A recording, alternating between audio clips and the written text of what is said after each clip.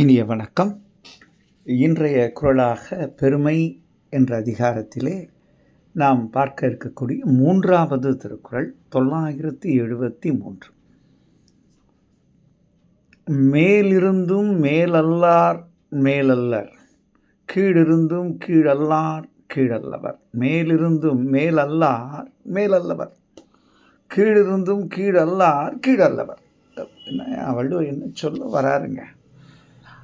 இப்போ ஒருத்தன் பதவி, பட்டம், பணம் அல்லது இன்ன பிற காரணங்கள், வழி வழியாக வந்த வசதி, இதனால் அந்த இடத்துல அவன் பிறந்திருக்கான், இல்லை அங்கே வளர்றான், இல்லை படிச்சிருக்கான் அப்படின்னா அவன் பெருமிதத்துக்குரியவனா, மேலானவனா?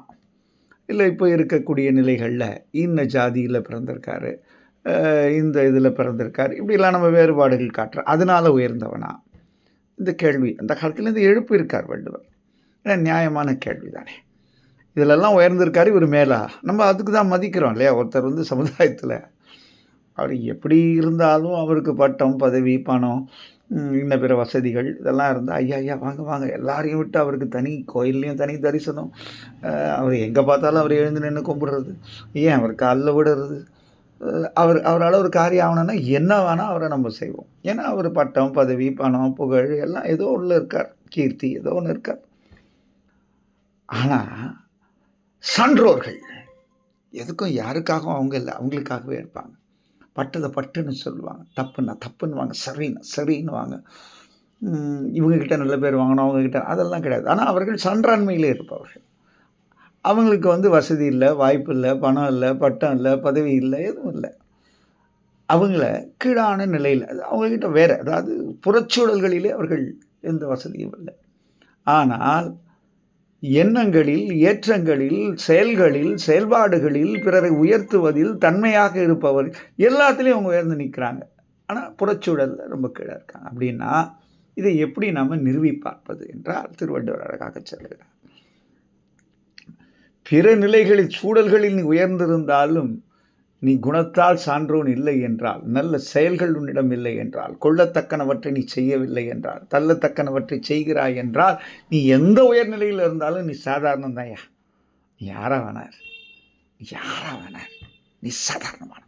ஆனால் நீ புறச்சூழல்களில் வறுமையாக இருந்து உனக்கு ஒன்றும் பெருசாக இல்லை, இந்த உலகத்தில் ஊடகங்களில் உன் பேர் வரல, உன்னை தினசரி பத்திரிகையில் நீ வரல, உனக்கு பெரிய கூட்டம் சேரல, நீ வந்தால் உன்னை யாரும் எதிர்பார்க்கலை, நீ உன்னை யாருமே நினைச்சே பார்க்க. ஆனால் நல்ல குணங்களில் செய்யத்தக்கனவற்றை செய்யக்கூடியவன், சான்றோர்களின் வழி வாழ்பவன், கொள்கையிலே ஊன்றி நிற்பவன், கோட்பாடுகளிலே தன் உயிரையே தர தயாராக இருப்பவன், அப்படிப்பட்டவனாக நீ இருப்பின் புறச்சூழல்களிலே நீ குன்றி இருந்தாலும் நீ ஒரு இமயம் போன்றவன். நீ கீழிருந்தும் கீழல்லார் கீழல்லவர். இந்த 2 வார்த்தையை ரொம்ப அழகாக போடுறார்.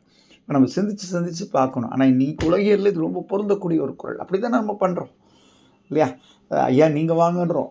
அவர் எப்படிப்பட்டவர், குணங்களில் உயர்ந்தவரெலாம் பார்க்கறது இல்லை.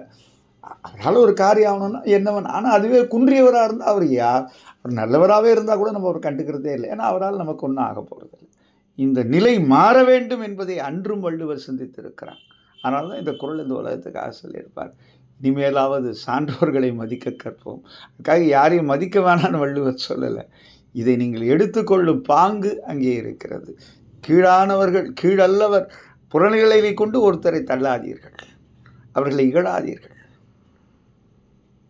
அவர்களை அலட்சியப்படுத்தாதீர்கள், அவர்களையும் மதிக்க கற்றுக்கொள்ளுங்கள். அவர்கள் சூழலை வைத்து நீங்கள் எண்ணினால் நீங்கள் நிச்சயமாக உங்களை தொலைப்பீர்கள் என்பது வள்ளுவர் செய்தி என்று சொல்லி இந்த நாள் இனிய நாளாக இதய வாழ்த்துக்கள். நன்றி, வணக்கம்.